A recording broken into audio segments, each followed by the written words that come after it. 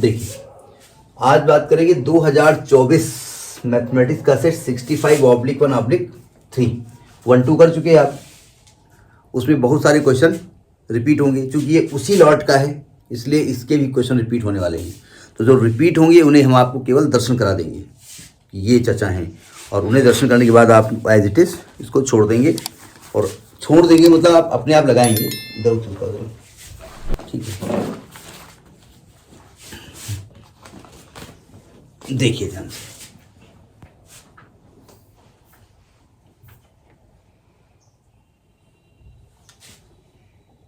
देखिए इसका ये क्वेश्चन पहला है। ये अब सिंपल बात बताने की जरूरत नहीं है, सेक्शन ए में आया है। कितने मार्क्स का होगा? 1 नंबर का होगा, है ना। ये 1 नंबर का क्वेश्चन है, सेक्शन ए का है। देखिए ये कह रहे हैं x is equal to AT² and y is equal to A/T, then find dy/dx। क्या इसका कंसेप्ट क्लियर है आपका? बोले कॉन्सेप्ट क्लियर नहीं है, आप जो भी क्लियर करते जाएंगे। हम तो यहाँ उतारने के लिए बैठे हैं। नहीं याद है, हमने बताया था कर सकते हो अपने आप। दे 1 मिनट का समय, मतलब कल आप जेई का एग्जाम दे के आए हैं, आज कह रहे हो ट्राई करते हैं। जेई वाले पहले तुम्हारी कापी अलग कर देंगे, इसी कापी चेक न करना। सुनिए ध्यान से, जब y x का डायरेक्ट फंक्शन होता है, y is the function of x, तो आप डायरेक्ट dy/dx करते हैं, है ना। लेकिन अब क्या हो रहा है कि x यहाँ किसका फंक्शन है? x t का रिश्तेदार है और y t का रिश्तेदार है, तो इनडायरेक्टली x और y सेम लोगों के रिश्तेदार हैं। तो दोनों के एक दूसरे के रेस्पेक्ट में डिफरेंशिएट हो सकते हैं, ठीक है। लेकिन एक दिक्कत यह है कि आप डायरेक्ट y को x के रेस्पेक्ट में डिफरेंशिएट नहीं कर सकते। पहले x डिफरेंशिएट किसके रेस्पेक्ट होगा? t के रेस्पेक्ट में, और y किसके होगा? t के रेस्पेक्ट में। इस बात दोनों को डिवाइड कर दोगे तो dy/dx निकल आएगा। तो सबसे पहले क्या करेंगे कि डिफरेंशिएटिंग, ये x लिखा है, x is equal to AT and y is equal to A/T यानी AT इनवर्स, देख दें। तो आप इनको किसके रेस्पेक्ट में डिफरेंशिएट करोगे? ठीक है, तो dx/dt मतलब d/dt ऑफ AT। तो साफ साफ दिख रहा है कि a बाहर हो जाएगा और t का डेरिवेटिव 1 हो जाएगा। फिर क्या करेंगे? dy/dt मतलब d/dt of AT inverse 1, a बाहर कर दिया, t इनवर्स 1 क्या होगा? -1 t की पावर -2 यानी -A/T² हो जाएगा। आपको करना क्या है? dy/dx निकालना है ना। तो क्या करेंगे? दोनों को डिवाइड कर दो, dy/dt अपॉन dx/dt ही तो होगा, यानी -A/T² अपॉन a यानी कि -1/T²। ये आपका आंसर होगा। थोड़ा इसको समझे ही बात नहीं। तो -1/T² देखो किसका ऑप्शन है, ये ऑप्शन आपका सही है, -1/T²। देखो ये हमने कर दिया, अच्छी बात है। इस प्रकार के छोटे क्वेश्चंस में कैलकुलेशन मिस्टेक बहुत लोग करते हैं, हम खुद ही कर देते हैं, ठीक है। और कभी जल्दबाजी में ना कर देना, माइनस गायब कर दिया, ये आंसर आ गया, अपान गड़बड़ कर दिया। क्योंकि आपने अगर उल्टा डिवाइड किया तो भी आंसर मैच करेगा, सीधा डिवाइड किया तो ये आंसर मैच करेगा, माइनस गड़बड़ आ गए तो ये आंसर मैच करेगा। दोनों में कोई आंसर मैच कर सकता है, इससे बहुत ध्यान समझिएगा, ठीक है। ये 9th क्वेश्चन पूछा गया है, पहचानते हैं इसको? ये 65/1/1 में 3rd क्वेश्चन था। 65/1/1 में ये 3rd क्वेश्चन था। 1 नंबर पक्का हो गया, नहीं (1) में था इसलिए 1 नंबर पक्का नहीं हो गया, आपको दोबारा इसे लगाना पड़ेगा, ठीक है। इसको लगवा नहीं है। ये 9th क्वेश्चन 1 नंबर का पूछा गया है। इसके बाद ये है आपका, नहीं ढूंढना पड़ेगा, ये 10th क्वेश्चन है।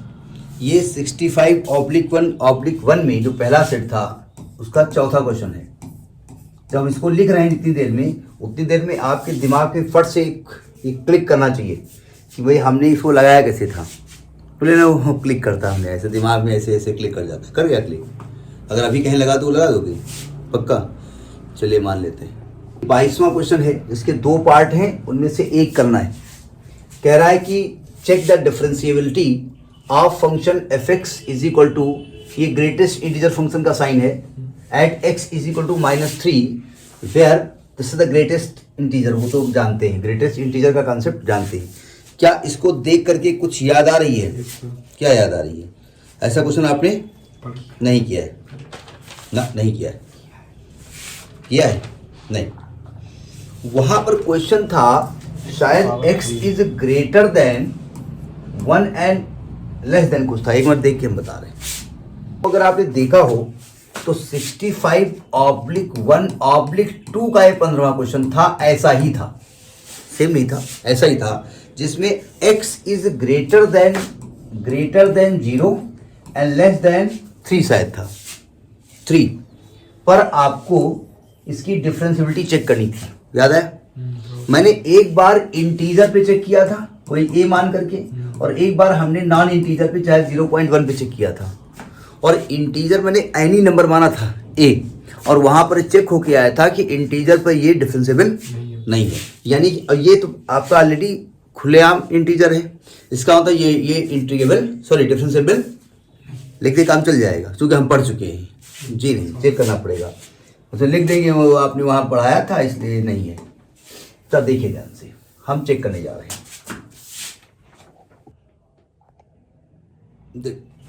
अब हम -3 पे चेक करने जा रहे हैं। At x is equal to -3, at x is equal to -3। पहले आप क्या निकालेंगे? Left hand differentiability L f dash, इसको अगर मैं a मान लेता, इसको a मान लेता, तो f डैश a फॉर्मूला क्या था लेफ्ट हैंड का? f a minus h minus F A upon minus H limit h tending to 0। ये केवल समझाने के लिए लिखा हमने, आप एग्जाम में इस पॉइंट को मेंशन नहीं करेंगे, डायरेक्ट आप लिखेंगे L f डैश -3 क्या आएगा? f -3 minus h minus f -3 upon minus h limit h tending to 0, limit h tending to 0। यह आएगा greatest integer -3 minus h minus greatest integer -3 upon minus h, limit h tending to 0। अब बताइए -3 minus h का greatest integer value क्या होगी? निकाल रहे हो, कितनी होगी? देखिए अगर नंबर लाइन को हम देखें तो -3 यहां कहीं आएगा, यहां -2 आएगा, यहां -1 आएगा, तो -3 से छोटा करेंगे तो यहां कहीं रहेंगे ना आप, -3 छोटा करेंगे यहां कहीं रहेंगे ना आप, तो इसकी वैल्यू क्या आने वाली है? -2 आने वाली है ना, तो इसकी वैल्यू क्या हो जाएगी?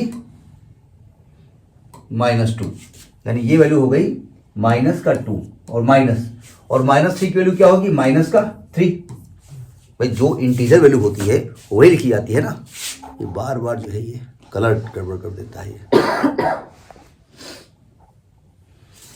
अपान -h, जरा इसको कैलकुलेट करिए, ऊपर से h कैंसिल हो चुका है, तो लिमिट h टेंडिंग टू 0, ये आएगा 1/h, इन्फिनिटी आएगा ना, यानी अनडिफाइंड।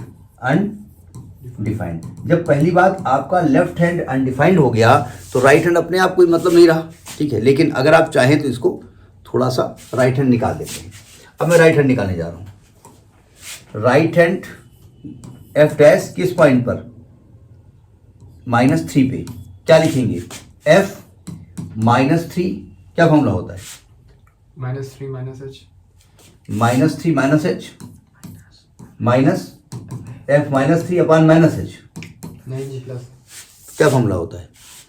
नहीं मालूम आपको? प्लस नहीं, कहाँ प्लस होता है? सुनिए ध्यान से, जानबूझ के लिखे थे हमने, बताया था अगर right hand derivative a point पे निकालना है तो फॉर्मूला होता है एफ ए प्लस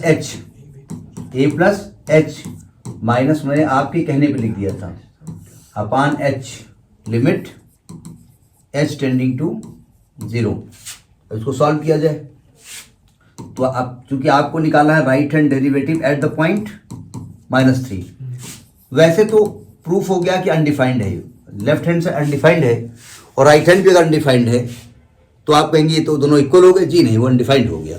ठीक है, ये क्या हो गया आपका f -3 plus h minus f -3 upon h limit h tending to 0। ये आएगा greatest integer -3 plus h minus greatest integer -3 upon h। Rating ठीक आ रही है? अरे वाह, बताइए -3 प्लस h -3 होगी ना भाई। नंबर लाइन पे ये नंबर -3 है, ये नंबर -2 है, तो -3 प्लस h करोगे तो इसके आगे थोड़ा सा आगे बढ़ोगे ना, तो इसके पहले -3 आ रहा है ना, तो यहाँ पर आएगा -3 और -3 अपान h, 0 आ गया ना इसकी वैल्यू। अब ये नहीं कहना 0 अपान 0 लिखिएगा, जी नहीं, ये लिमिट बाद में लिखी जाती है जब सब पूरा हमारा काम खत्म हो जाता है। तो आपने क्या देखा? आपने देखा कि left hand derivative at the point -3 is not equal to right hand derivative at the point -3, so fx is not differentiable at x is equal to -3। इसके पीछे वाले सेट में हम बता चुके थे किसी इंटीजर वैल्यू पर कोई भी ग्रेटेस्ट इंटीजर फंक्शन डिफरेंशिएबल नहीं होता है। कहीं शॉर्ट क्वेश्चन होगा तो हम वहां लिख सकते हैं। ठीक है, 22 का बी पार्ट है, 22 का बी पार्ट है। ए करिए या बी पार्ट करिए? कितने नंबर का है? 2 नंबर है ना, 2 मार्क्स का है। कहते हैं कि x to power 1/3 plus y to power 1/3 is equal to 1, find dy/dx at the point this. वो तो बात की बात है, सिंपल डेरिवेटिव हमको आता है तो सिंपल इसको डिफरेंशिएट कर दिए। देखिए x to power 1/3 plus y to power 1/3 is equal to 1। देखिए वैसे तो यहाँ पर y की वैल्यू x के टर्म में निकाली जा सकती है, लेकिन क्योंकि x और y इंटरमिक्स हैं तो हम इम्प्लिसिट मान के चलते हैं। तो आप सिंपली इसको डिफरेंशिएट कर दो विद रेस्पेक्ट टू x। लिखेंगे क्या? Differentiating with respect to x क्या आएगा? dy/dx of x to power 1/3 plus dy/dx of y to power 1/3 is equal to 1। ये जो वैल्यू है ना वो डिफरेंशिएट करने के बाद जो फाइनल रिजल्ट आएगा वहाँ लिखा जाएगा। ठीक है, देखिए इसका क्या आएगा? 1/3 x to power 1/3 -1 plus 1/3 y to power 1/3 -1 और उसके साथ क्या लिखेंगे? dy/dx। 1 का डेरिवेटिव 0। आप चाहो तो लिख दो dy/dx ऑफ 1। अब लिख रहे हो तो लिखना पड़ेगा ना, तो ये क्या आ जाएगा? 1/3 x power minus 2/3 plus 1/3 y to power minus 2/3 dy/dx is equal to 0। चूंकि आपको dy/dx निकालना है तो एक काम करते हैं, इस टर्म को लिखा रहने दो। 1/3 y to power minus 2/3 dy/dx is equal to minus x to power minus 2/3 upon 3 हम काट सकते हैं, इसको उधर ले जाओ तो आएगा dy/dx is equal to minus इसको x अपान y 2 पावर 2/3 लिख सकते हो माइनस का, दोनों माइनस पावर है ना। अगर इस पावर को पॉजिटिव करना चाहें तो ये y अपान x हो जाएगा की पावर 2/3 और y और x की वैल्यू क्या दी हुई है? 1/8 तो ये आपसे कह रहा है कि dy/dx निकालिए किस पॉइंट पे? 1/8 कॉमा, तो रख दो उठा करके, तो यहाँ क्या आएगा? माइनस 1/8 अपान 1/8 की पावर 2/3। यहाँ जो कोई भी चीज वैल्यू आए तो 1 ही आएगी, 1 की पावर समथिंग 1, माइनस बाहर लिखा है तो आंसर क्या आएगा? -1। It is your answer. ठीक है, क्या साइन बन के आया है?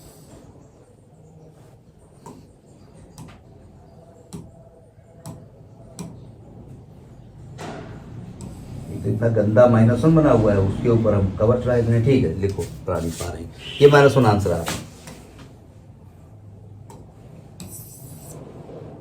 -1 इज योर आंसर। ठीक, नोट करिए। ये 23rd क्वेश्चन नंबर है। स्क्रीन पे नहीं आ रहा है क्या? थोड़ा दुबला कर दो, आ रहा है। ये 23rd क्वेश्चन है, 2 नंबर का पूछा गया है, 2 मार्क्स का क्वेश्चन है। क्वेश्चन कह रहा है कि find the local maxima and local minimum value whichever exist, जो भी एग्जिस्ट करती है, for the function F x is equal to 4x² plus 1/x and x is not equal to 0। यानी आपको मैक्सिमम और मिनिमम वैल्यू निकालनी है। 2 प्रकार के क्वेश्चन होते हैं। आपसे पॉइंट ऑफ लोकल मैक्सिमा या लोकल मिनिमा पूछ सकते हैं कि वो पॉइंट निकालिए, यहाँ वैल्यू निकालनी है, पॉइंट तो निकालना ही पड़ेगा। क्या होता है भैया, एफ एक्स दिया हुआ है आपका 4x² प्लस 1/x, ये पहली इक्वेशन है। सबसे पहले क्या करेंगे, differentiating with respect to x, ये लिखेंगे आप। अब आप कह सकते हैं ना लिखें तो ना लिखो, वो एग्जामिनर पर डिपेंड करता है। ये क्या हो जाएगा 8x, ये -1/x² आएगा, यानी ये आ जाएगा 8x। अगले स्टेप में करेंगे इसको, चूंकि हम डिफरेंशिएट यही दोबारा जब करेंगे ना तो इस इक्वेशन को डिफरेंशिएट करेंगे, लेकिन इसको हम लिखेंगे 8x³ - 1/x²।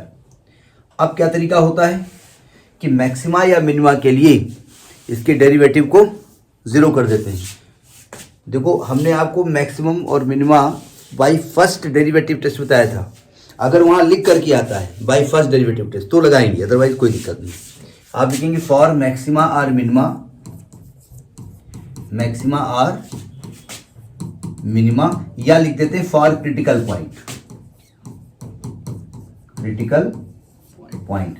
एक्चुअली मैक्सिमा या मिनिमम पॉइंट पर कर्व अपने नेचर को, अपनी वैल्यू को चेंज करता है, या तो मैक्सिमम से नीचे आएगा या नीचे से ऊपर जाएगा।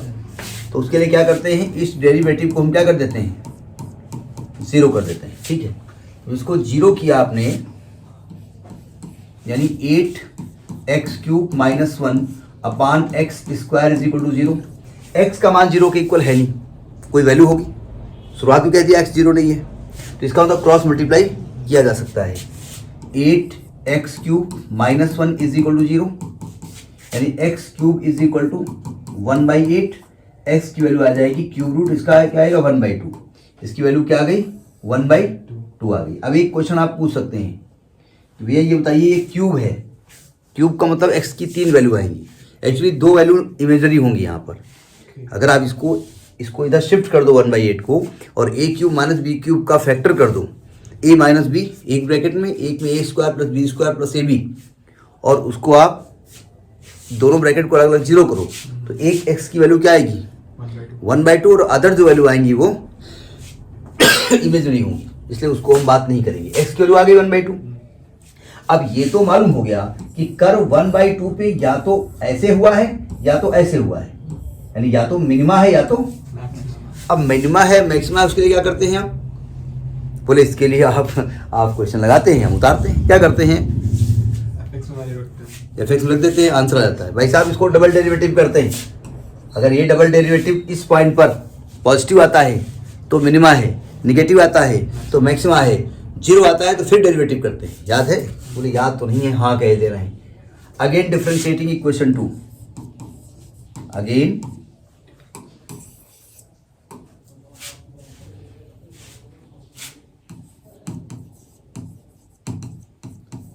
डिफरेंशिएटिंग इक्वेशन 2, तो इसको हम लिखे दे रहे हैं f'(x).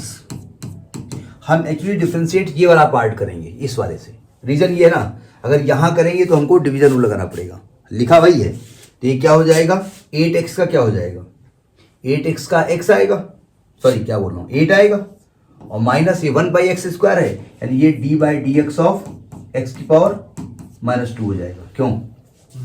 तो आएगा f'(x) is equal to 8 minus, यह आएगा -2x⁻³ यानी आ गया 8 + 2/x³। आपको किस वैल्यू पे निकालना है 1/2 पे निकालना है, तो 1/2 पे इसकी वैल्यू निकाल लो। तो f'(x) निकालना है, यानी d2/x² at x is equal to 1/2, तो आएगा 8 + 2/2 1/8 आएगा ना, 1/2 करोगे 1/8 होगा ना, तो 8 + 16 बराबर 24, यानी ये ग्रेटर देन 0 आ गया पॉजिटिव।